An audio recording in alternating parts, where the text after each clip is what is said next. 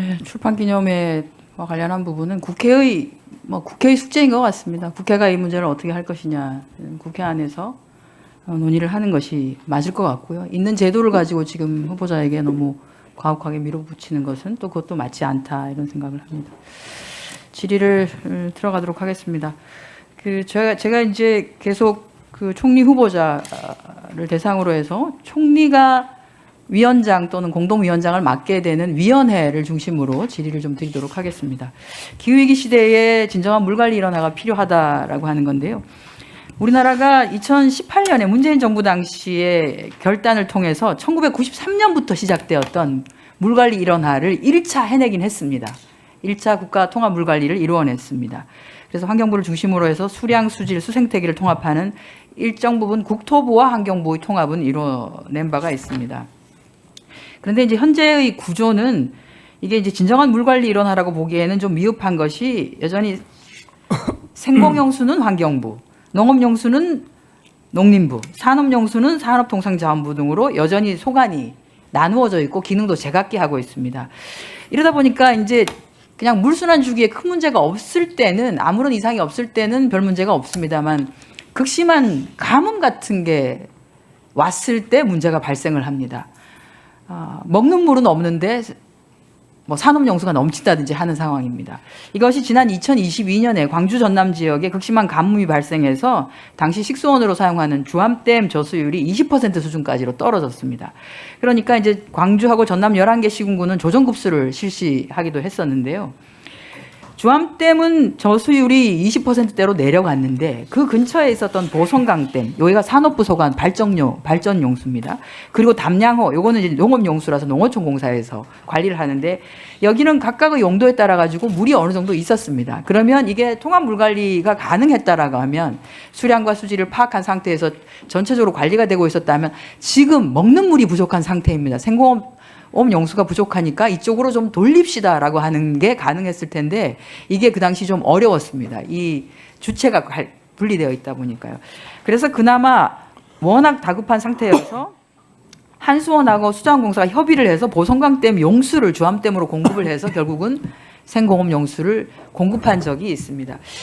지금으로 보면 저러한 가뭄의 위험이 점점 더 기후 위기 시대이기 때문에 더 자주 발생할 가능성이 큽니다. 그래서 이제는 제2차 현행 물관리 체계에서 조금 더 올라가 있는 1차 통합 물관리가 이루어졌으니까 이제는 2차 남아있는 것에 대해서도 전체적인 실질적인 물관리 일원화를 할 필요가 있고 이것이 총리가 민간위원장과 공동위원장으로 가지고 있는 국가물관리위원회 차원에서도 조절이 가능한 상황입니다.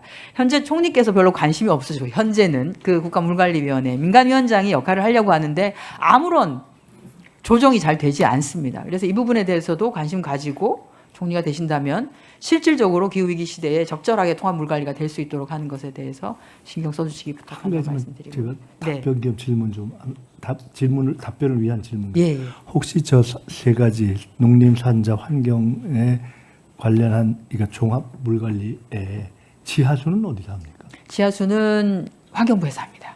예. 네. 제가 그것을 포함해서 답변을 드리겠습니다. 네.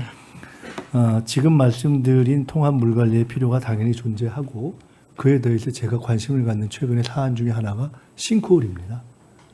네, 싱크홀이 그 지하의 어떤 건조물을 구축하는 문제 또는 지하의 GTX 관련한 그런 시설물을 새로 하는 문제뿐만 아니라 이 싱크홀 때문에 그런 한편으로는 시민들의 요구가 있으면서도 동시에 그런 것들이 만들어질 때 굉장히 불안함이 최근에 가중되고 있는 거여서 알고 보니까 그게 지하수의 처리 방식하고 연동이 되어 있다는 것도 저도 최근에 들어서 네.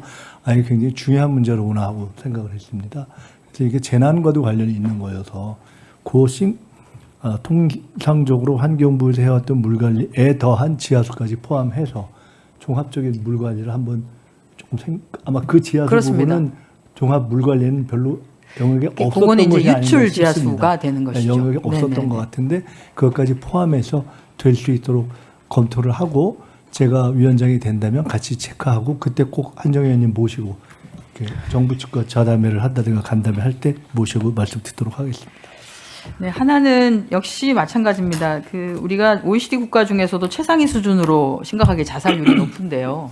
그래서 자살공화국이라는 얘기를 하고 있는데 국무총실 산하에 자살예방정책위원회가 이미 설치되어 있습니다. 이제는 그리고 또 보건복지부 중심으로 자살예방 종합계획도 수립되고 있습니다만 성과가 좀 미비한 상태입니다. 그래서 이제는 자살률 감소를 위한 정량적 목표 수립을 좀 할 때가 됐다. 그리고 공공의 책임도 강화하고 지방정부하고 협업 메커니즘을 강화해서 어떻게 하면은 실질적으로 접근을 통해서 자살률을 줄일 수 있는지에 대한 조금 더 실질적인 부분에 대한 고민들이 필요한 시점이 아닌가 생각됩니다. 그래서 이 부분은 대통령께서도 대한민국 자살률이 너무 높은데 이건 뭔가 특단의 조치가 있어야 하지 않겠습니까? 라고까지 지금 말씀을 주신 상태이고 하기 때문에 후보자께서 총리가 된다면 이 부분에 대해서도 아주 좀 각별한 관심으로 제도가 발생돼 특히나 청년층의 자살률이 정말 저희가 굉장히 높습니다. 그래서 10대에서 30대의 사망 원인 중에 1위가 자살이거든요. 이거는 뭐 대한민국이 희망이 없다라고 하는 거를 보여주는 그분들에게는 그렇기도 하기 때문에 여기에 대해서 좀 관심을 많이 가져주시면 좋겠다는 말씀을 드리겠습니다.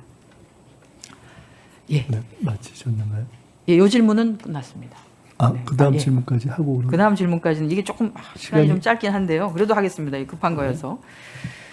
미국 투자기업 미국에 투자하고 있는 한국 기업 종사자들의 비자 문제가 잘 해결이 되고 있지 않습니다. 우리나라 배터리 3사만 예를 들면은 뭐 투자 규모가 엄청나게 큽니다. 전체 558억 달러 정도에 해당이 되는데요. 문제는 전문직 취업 비자 발급 현황을 보시면 한국은 뭐 지난 윤석열 정부에서 미국과 그렇게 사이가 좋다고 했지만 비자 발급 현황 보시면 별로 좋지 않습니다. 오히려 인도나 여기에 더해서 각 국가가 별도의 전형 취업 비자를 발급하는 경우가 있습니다. 캐나다나 멕시코는 협상을 통해서 아예 무제한을 하고 있고요. 호주는 1,500명, 싱가포르도 5,400명까지 하고 칠레도 1,400명 이 정도가 됩니다. 이것은 미국과 별개의 협상을 통해서 획득해낸 숫자이기도 합니다. 문제는 이제 진출해 있는 기업들이 제대로 정상적으로 돌아가려면 적절하게 전문가가 가서 그 공장들이 정상 가동 되게 도와줄 필요가 있는데 현재 전용 취업 비자가 발급되지 않는 이유로 공장을 돌릴 수 있는 시기가 늦어지면서 비용이 더 계약 수준이 늘어나는 거죠. 그래서 후보께서는 워낙에 국제적으로 보면 감각도 있으신 데다가 미국 쪽에도 다리는 넓으시고 하기 때문에 미국 조야와도 잘 관계를 맺고 계시니까 저 부분에 대해서 특별히 관심을 가지시고 정상적으로 될 수 있도록 네.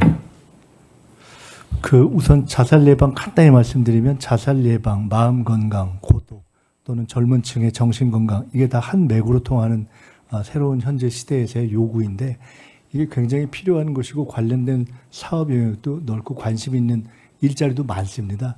이게 하나 아쉬운 것이 지난 시기에 김건희 씨 관련한 것으로 이게 오염된 측면이 있어서 좋고 필요한데 조금 정치적 논쟁이 있었는데 그 요소를 걸러내고 건전하게 이것이 잘 될 수 있도록 반드시 좀 관련 정책과 이것들을 정리하겠다는 말씀을 드리고요. 특별한 관심을 저도 가지고 있습니다.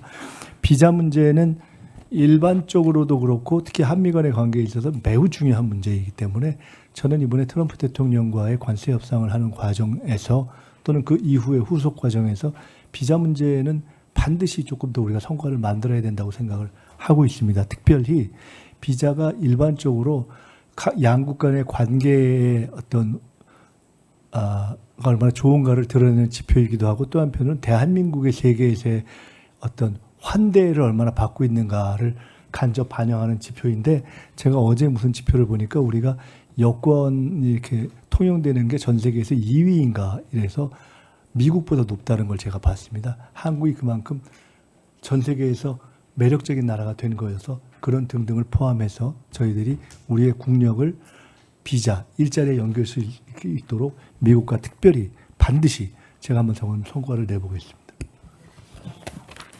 네. 한예경 의원님 수고하셨습니다.